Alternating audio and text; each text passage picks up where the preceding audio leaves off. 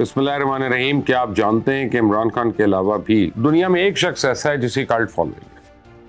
میں کافی دنیا پہ رہا ہوں اور پاکستان میں بھی شاید کوئی جگہ ہو جہاں پہ میں نہیں گیا. ہزاروں لاکھوں لوگوں سے مل چکا ہوں. اب بھی روزانہ دسیوں لوگوں سے روز میری ملاقات ہوتی ہے. پر ایک بندہ ایسا ہے جس سے ملاقات نہیں ہوئی ہے، پر اس کی شخصیت کی سمجھ جو ہے مجھ سے باہر ہے. جھوٹ ایسے اعتماد سے بولتا ہے کہ سچ خود شرما جائے. مزے کی بات ہے کہ لاکھوں کروڑوں لوگ اس کے بھی فالوورز ہیں اور اس کی خاطر مرنے مارنے کے لیے تیار رہتے ہیں. بلکہ لوگ تو اسے کبھی کسی بھگوان کی طرح پوجا کرتے ہیں، یہاں تک کہ اس کی خاطر مٹی کھا کے گزارا کرنے، اور وہ کسی کتے کے اوپر بھی ہاتھ رکھ دے تو اس کو بھی مائی باپ بنانے کو تیار ہو جاتے ہیں. سوچے کیا آئٹم ہوگا یہ. میری کتاب میں تو بہت بڑی فلم ہے، بلکہ میں تو اس نتیجے پہ پہنچ چکا ہوں کہ زندگی میں بہت بڑے بڑے شعبدہ باز، رنگ باز، فراڈی اور بیروپیہ دیکھے ہیں، پر اس جیسا کبھی کوئی نہیں ٹکرا. چلے سسپینس کو ختم کرتا ہوں. میں بات کر رہا ہوں بھارتی وزیر اعظم نریندر مودی کی، المشہور گجرات کا کسائی. پر آپ کو کیا معلوم ہے کہ یہ مقام اس نے اکیلے حاصل نہیں کیا؟ اس کے لیے اس نے 12 مسالوں اور 13ویں دال کا خوب استعمال کیا ہے، جس سے مجھے لگتا ہے کہ آنے والے دنوں میں کتابیں بھی لکھی جائیں گی، ریسرچ کی جائے گی کہ اس نے پروپیگنڈا کو ایک نئی انتہا پہ پہنچا دیا. جن مثالوں کا وہ بار بار ذکر کرتا ہے میں آپ کو بتا دیتا ہوں. پہلا ہے مذہب کارڈ، دوسرا ہے ہندو اکثریت، وہ یعنی ہندو اکثریت میں ہوتے ہوئے بھی مظلوم، تیسرا ڈر کا کہ ہندوستان پر پھر کو قبضہ ہو سکتا ہے، چوتھا کہ حل صرف مودی ہے.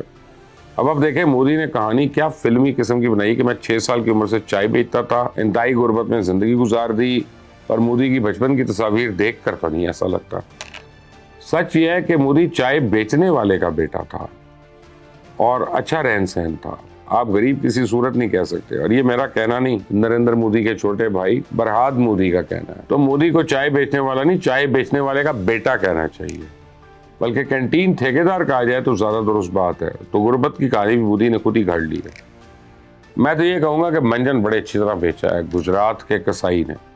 اچھا، اب اس سے فرق نہیں پڑتا کہ آپ کا تعلق غریب گھرانے سے تھا یا امیر سے. اصل چیز یہ کہ جب اقتدار مل جائے تو آپ کن کے مفادات کا خیال رکھتے ہیں. تو مودی کے اصل یار اڈانی، امبانی، ٹاٹا، نہ کہ بھوکی ننگی عوام بھارت کی، جس کے پاس اس ماڈرن ایج میں بھی ٹوائلٹ جیسی سہولت میسر نہیں ہے. بھارت کی اصل صورتحال یہ ہے، غربت تو ختم ہی نہیں ہو رہی، البتہ غریب صفحہ ہستی سے مٹتے جا رہے ہیں. مہنگائی نے بھی بھارتی عوام کے کڑاکے نکال دیے. صرف وکاس کے نام پہ مودی 22 خاندان جو ہیں ان کو خاندانوں کو ارب پتی بنا چکا ہے. تو اڈانی کو تو ایسے پیسہ بانٹ رہا ہے جیسے مودی کا سگا بھائی ہو. اس وقت بھارت میں امیر اور غریب میں فرق اس حد تک ہو چکا ہے کہ جتنا کبھی انگریز دور میں بھی نہیں تھا.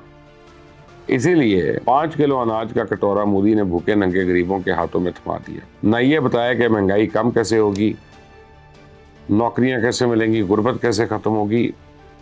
یاد ہے نا کہ جب امریکن پریزیڈنٹ ٹرمپ بھارت گیا تھا تو غریبوں کو چھپانے کے لیے کہیں تمبو کناتیں لگائیں تو کہیں دیواریں بنوا دی گئی تھی اوور نائٹ. تو بھارت میں جب بھی G20 سمٹ ہوا جیسے، تو تب بھی یہی کیا گیا. تو سوچے غریبوں کو مودی کتنا ناپسند کرتا ہے. لیکن جب ووٹ لینا ہوتا ہے تو ٹرین میں چائے بیچنے والا بن جاتا ہے. اب مودی جہاں جاتے ہیں ایک اور راگ الاپتے ہیں کہ انہوں نے ملک کے لیے اپنے خاندان اور بیوی تک کو چھوڑ دیا. اور مودی کے کلٹ کا ماننا ہے کہ وہ بدھا کی طرح ہے. پر آپ نے کبھی غور کیا کہ مجھے لگتا ہی نہیں، بدھا تو خود ایک بادشاہ تھا. اس نے تو اقتدار طاقت چھوڑ کر روحانیت کی زندگی اختیار کی، لیکن مودی تو سب کچھ چھوڑ چھاڑ کر اسی اقتدار اور طاقت کے پیچھے بھاگ رہا ہے. دوسرا، جو شخص اپنا خاندان یا گھر صحیح نہ چلا سکتا وہ ملک کیا چلائے گا. فیکٹ تو یہ ہے کہ مودی نے کبھی کسی امیر بندے، کسی بالی ووڈ سٹار کی شادی سمیت کوئی تقریب مس ہی نہیں کی، مگر اپنے خاندان کی کسی خوشی میں آج تک شریک نہیں ہوا. جبکہ مودی کا دعویٰ ہے کہ وہ 40 سال تک بھیک مانگ مانگ کے زندگی گزارتا رہا. مزے کی بات ہے کہ کلٹ اس بات پہ یقین کرتا ہے. حالانکہ مودی امریکہ، یورپ اور پتہ نہیں کہاں کہاں گھومتا رہا. اس کی بھی تصاویریں ہیں اور ریکارڈ پہ ہیں. صورتحال یہ ہے کہ بی جے پی کے پنڈت، ممبر اسمبلی، کارکنان سمیت لیڈران سب مودی کو بھگوان کا درجہ دے چکے ہیں، بلکہ مودی کی مورتیوں والے مندر بھی بننے شروع ہو گئے. یوں وہ مودی کو رام اور امت شاہ کو کرشنا سے اب تشبیہ دے رہے ہیں. اور یہ صرف اس کا کلٹ نہیں ہے، خود کو بھی اپنے آپ کو بھگوان کا اوتار سمجھنا شروع ہو گئے ہیں. ایک انٹرویو میں مودی نے کہا کہ میں پیدا نہیں ہوا بلکہ کسی خاص مقصد کے لیے دنیا میں بھیجا گیا ہوں. سوشل میڈیا پہ وائرل ہونے والے اس بیان کو لوگوں نے خود پسندی کی انتہا قرار دے دیا. کسی نے کہا ابھی تو اوتار کہہ رہی ہیں، جیت گئے تو خود کو بھگوان بنا لیں گے۔ کسی نے پوچھا کیا خدا انہیں مسلمانوں پر ظلم اور منی پور میں قتل عام کے لیے توانائی دیتا ہے؟ تو سیاسی ماہرین کا کہنا ہے کہ مودی اس قسم کے بیانات سے انتخابات میں مذہبی کارڈ استعمال کر رہے ہیں، جو کہ جمہوریت اور جمہوری عمل کے لیے انتہائی خطرناک ہے، اور یہ سب کچھ واٹس ایپ، فیس بک، ایکس، انسٹاگرام سے پھیلایا جا رہا ہے۔ حالانکہ سچ یہ ہے کہ مودی مذہبی کارڈ کو یا مذہبی دہشت گردی کو فروغ دینے میں سب سے آگے ہے۔ مودی کے اپنے پیارے اتر پردیش کے وزیر اعلیٰ یوگی آدتیہ ناتھ جو ہیں مسلمانوں کے مذہبی جذبات کو بھڑکانے کی کوشش میں مصروف ہیں۔ دماغی مریض یوگی آدتیہ ناتھ نے کہا کہ اب وہ یو پی کی سڑکوں پہ کوئی نماز ہی نہیں پڑھ سکتا، مساجد نے اپنے مائک ہٹا لیے ہیں، آئندہ 5 برسوں میں لوگ مسجدوں کی اذانوں کو بھول جائیں گے۔ مودی صرف خطے میں نہیں دنیا میں آگ لگا رہا ہے۔ اس کا اصل ایجنڈا نازیز اور ہٹلر والا ہے، نفرت انگیز تقریریں، نفرت انگیزی پھیلانا۔ مودی اور بھارتی جنتا پارٹی کا پورے بھارت میں کوئی ثانی نہیں ہے۔ حالیہ انتخابات میں بجائے عوامی فلاح و بہبود کی بات کرنے کے مودی سرکار کا سارا زور مسلمانوں کے خلاف زہر اگلنے پہ تھا۔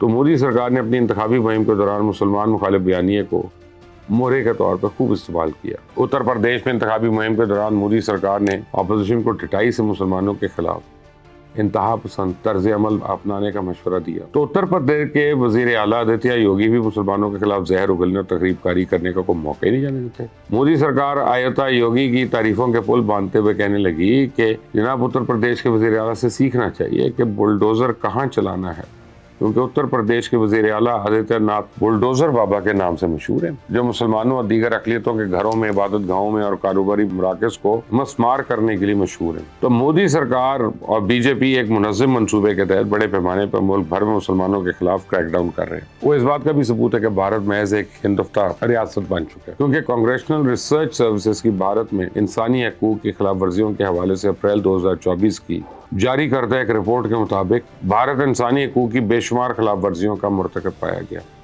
جن میں اکثر سنگین نوعیت کی خلاف ورزی ہیں۔ تو رپورٹ کے مطابق انسانی حقوق کی خلاف ورزیوں میں جو اہلکار ملوث پائے گئے ہیں، بھارتی حکومت نے ان کے خلاف کوئی کارروائی نہیں کی ہے۔ 2019 میں اقتدار میں آنے کے بعد سے لے کر اب تک مودی کی جانب سے ہر سال انسانی حقوق کی خلاف ورزیوں میں بڑے پیمانے پر اضافہ دیکھنے میں آیا ہے۔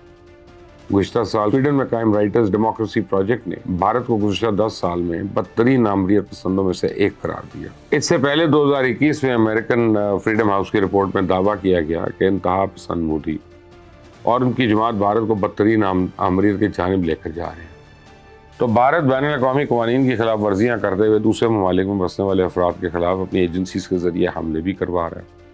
مسلمانوں کے بعد بھارتی انتہا پسندوں کے ظلم و ستم کا دوسرا بڑا شکار جو ہے مسیحی برادری ہے، جس میں ہر ہفتے اوسطاً 11 پرتشدد حملے کیے جاتے ہیں۔ تو American secretary of state Anthony Blinken نے 2022 میں کہا کہ بھارت میں مذہبی اقلیتوں کی عبادت گاہوں پہ حملے میں کچھ بھارتی اہلکار نہ صرف شامل ہیں بلکہ حملہ آوروں کی سہولت کاری بھی کر رہے ہیں۔